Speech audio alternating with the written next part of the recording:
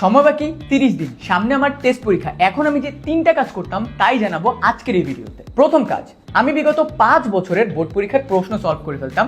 এর মাধ্যমে আমি বুঝে যেতাম বোর্ড পরীক্ষার কোশ্চেন প্যাটার্ন কেমন হবে।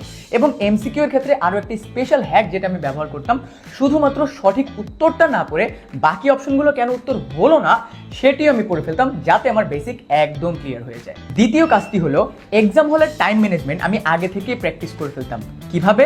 প্রতি সপ্তাহে অ্যাটলিস্ট একটা করে মডেল টেস্ট দিতাম, এবং স্পেশালি লিখিত অংশের ক্ষেত্রে আমি এইটা মনিটর করতাম যাতে 2 ঘন্টা 10 মিনিটের ভিতরে আমি লিখিত অংশটা কভার করতে পারি। এই পয়েন্টে যাওয়ার আগে, আমাদের সাথে অনেক শিক্ষার্থী কিন্তু অলরেডি টেস্ট পরীক্ষার প্রিপারেশন নেওয়া শুরু করে দিয়েছে। তাই তুমিও যদি তোমার প্রিপারেশনকে এখনই স্টার্ট করতে চাও, চলে যাও কমেন্টে দেওয়া লিঙ্কে। তৃতীয় কাজটি হলো, সারাদিন আমি যতটুকু পড়েছি রাতে ঘুমানোর আগে পুরো পড়াটা আরও একবার রিভিশন করে নিতাম, এবং আগামী দিন পড়া শুরু করার আগে আগের দিনের পড়াটা পুরোপুরি রিভিশন করে নিতাম।